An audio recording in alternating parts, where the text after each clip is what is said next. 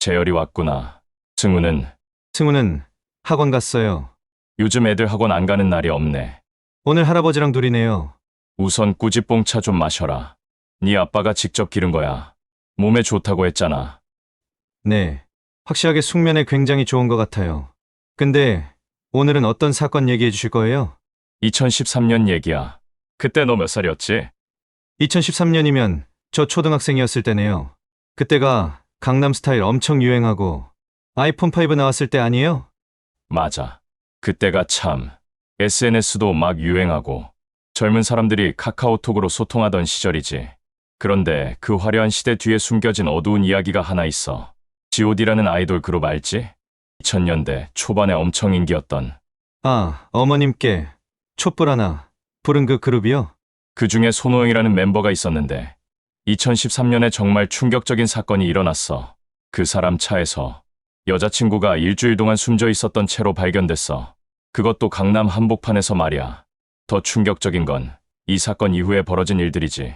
자, 오늘은 이 사건을 통해서 2013년 그 시대가 어땠는지, 그리고 우리가 놓친 것들이 뭔지 한번 파헤쳐보자. 2013년이면 제가 어려서 잘 모르는데 그때 어떤 시대였어요? 2013년 박근혜 대통령이 취임했던 해야. 국민행복 시대를 외쳤지만 사실 젊은 사람들은 많이 힘들어했어. 왜요? 청년 실업률이 계속 올라가고 있었거든.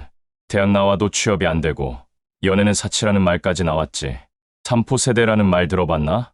아, 연애, 결혼, 출산 포기한다는. 맞아. 그런 분위기였어. 그런데 한편으로는 SNS 문화가 폭발적으로 성장하던 때이기도 했지. 페이스북, 인스타그램, 카카오 스토리. 지금은 인스타나 틱톡이잖아요. 그때는 그게 최첨단이었어. 그런데 문제가 뭐였냐면 겉으로는 다들 행복해 보이게 SNS에 올리지만 실제로는 우울하고 외로운 사람들이 많았다는 거야. 지금도 비슷한 것 같은데요? 그렇지. 하지만 2013년은 그런 현상이 처음 본격화된 시기였어. 특히 연예인들은 더 심했지. 당시 연예계가 어땠는지 알아? 아이돌 전성시대였거든. 소녀시대, 빅뱅, 동방신기. 근데 G.O.D는 이미 해체 후 개별 활동하던 시기였어. 아, 그럼 손호영도 예전만큼 인기가 없었겠네요. 한때는 국민 아이돌이었지만 2013년에는 과거의 영광에 비해 많이 침체되어 있었지. 그런 상황에서 이 사건이 터진 거야. 2013년 5월 21일 화요일이었어. 서울 강남 압구정동. 그때 압구정이 어떤 동네였는지 아나? 부자 동네 아니에요? 맞아. 그런데 그게 함정이었어. 겉으로는 화려하지만 그 이면에는 엄청난 경쟁과 스트레스가 있었거든. 2013년 강남은 강남 스타일 열풍 이후로 더욱 부의 상징이 됐어. 근데 그 이면에는 높은 물가, 경쟁, 그리고 겉으로만 화려한 삶을 강요하는 분위기가 있었지. 아, 그런 곳에서 사건이 일어난 거네요. 압구정 미성아파트 앞 골목길이었어. 그런데 이상한 차 한 대가 일주일 넘게 주차되어 있었어. 그래서 주민들이 불법 주차 신고를 한 거지. 견인업체가 와서 차를 끌고 가려고 했는데 그때 발견된 거예요? 차가 현대 그랜드 카니발이었어. 당시에 인기 있던 대형 승합차지. 그런데 썬팅이 너무 진해서 안이 잘 안 보였거든.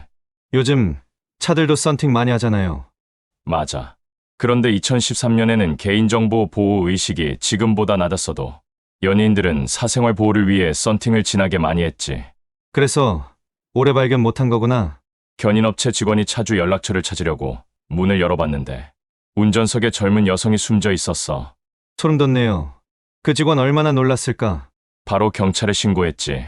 그리고 차량 등록증을 확인해 보니까 소유주가 손호영이었던 거야. 그럼 그때 처음 손호영과 연결된 거네요. 그런데 더 충격적인 건 숨진 여성이 손호영의 여자친구 윤모 씨였다는 거지. 자, 이제 형사의 눈으로 현장을 분석해보자. 차 안에서 뭐가 발견됐는지 아나? 뭐가 나왔어요? 번개탄 3개, 화로, 빈 수면제 통, 소주팩 2개, 그리고 자필로 쓴 노트가 있었어. 번개탄으로 자살하는 게 2013년에 많았나요? 안타깝게도 그랬어. 2013년은 우리나라 자살률이 OECD 최고 수준이었거든. 특히 번개탄을 이용한 자살이 급증했던 시기야. 왜 하필 번개탄이었을까요? 당시 인터넷에 관련 정보가 쉽게 퍼져 있었어. 그리고 구하기도 쉬웠고. 참 안타까운 일이지. 그 노트에는 뭐라고 적혀 있었어요? 채무 문제로 힘들다는 내용이 줄을 이뤘어. 그리고 남자친구인 손호영과의 갈등도 언급되어 있었고 2013년에 경제가 그렇게 어려웠나요? 청년층에게는 특히 그랬어. 대학 등록금은 계속 오르는데 취업은 안 되고 신용카드 빚에 시달리는 젊은이들이 많았지. 윤 씨도 그런 상황이었나 보네요. 30세 일반인 여성이었어. 당시 30대 초반 여성들이 가장 힘들어하던 시기였지. 결혼 압박도 있고 경제적으로도 독립해야 하고. 그럼 손호은과는 어떤 갈등이 있었던 거예요? 손호영이 새 앨범 준비로 바빠지면서 자주 다퉜다고 해. 2013년은 아이돌들 경쟁이 정말 치열했거든. 소녀시대가 I Got a Boy로 컴백했고 빅뱅도 활발히 활동하던 시기야. G.O.D 출신들은 그런 후배들과 경쟁해야 하는 상황이었지. 한때는 최고였지만 2013년에는 예전만큼의 인기를 얻기 어려웠을 거야. 그런 상황에서 연인 관계까지 소홀해진 거지. 그런데 여기서 중요한 게 있어. 이 차는 원래 윤 씨가 운전 연습용으로 자주 사용하던 차였어. 그래서 그 차를 선택한 거군요. 심리적으로 안전하다고 느꼈을 수도 있고. 그리고 2013년 당시에는 차 안에서의 자살이 은밀하다고 여겨졌거든. 그런데 할아버지, 일주일 동안 아무도 몰랐다는 게 이상하지 않아요? 그게 바로 2013년의 특징이야. SNS는 발달했지만 정작 진짜 소통은 부족했던 시대거든. 당시에 카카오톡이 대중화되면서 연락은 쉬워졌어. 하지만 오히려 진짜 마음을 나누는 대화는 줄어들었지. 아, 메신저로는 안부만 주고받고.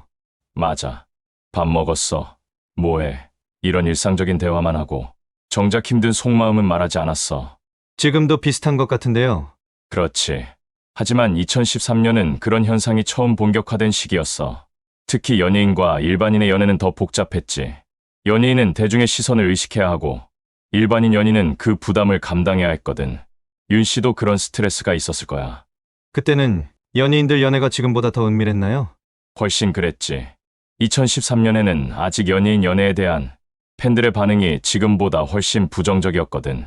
그럼 윤 씨도 그런 부담이 있었겠네요. 당연히 있었을 거야. 연예인 여자친구라는 것 자체가 큰 스트레스였을 텐데 거기에 경제적 어려움까지 겹쳤으니까. 그런데 이 사건은 여기서 끝나지 않았어. 윤 씨 장례를 치른 직후 5월 24일 새벽에 손호영 본인도 똑같은 차에서 똑같은 방법으로 자살을 시도했어. 헐 진짜요? 윤 씨가 죽었던 그 차를 다시 끌고 나와서 번개탄을 피우고 자살을 시도한 거야. 미쳤네요. 얼마나 사랑했으면. 그런데 다행히 실패했어. 번개탄에서 불이 나서 차 시트에 옮겨 붙었거든. 연기를 마신 후 급히 피했지. 지나가던 주민이 신고해서 병원으로 실려갔어. 생명에는 지장이 없었지만 실화 혐의로 기소유예 처분을 받았지. 그 후에는 어떻게 됐어요? 한동안 모든 활동을 중단했어. 그리고 나중에 가족이 처방받은 수면제를 무단 복용한 혐의로도 조사받았지. 정말 힘든 시간이었겠네요. 이 사건을 통해서 우리가 배워야 할 게 뭔지 아나?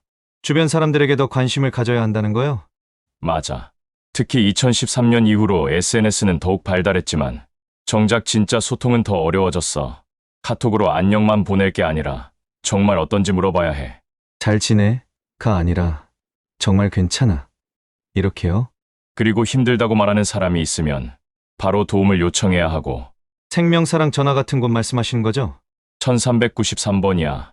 24시간 상담받을 수 있어. 재열아, 오늘 이야기는 단순한 사건이 아니라 우리 시대의 아픈 단면을 보여주는 거야. 구독자분들도 주변 사람들에게 더 관심 가져주셨으면 좋겠어요. 그래. 혹시 힘든 분들이 있다면 혼자 고민하지 마시고 전문가의 도움을 받으세요. 생명사랑 1393 청소년 전화 1388 꼭 기억해 두시고 오늘 이야기가 도움이 됐다면 구독과 좋아요 부탁드리고 댓글로 여러분 생각도 들려주세요. 다음에도 더 의미 있는 이야기로 찾아뵐게요. 모두 건강하세요.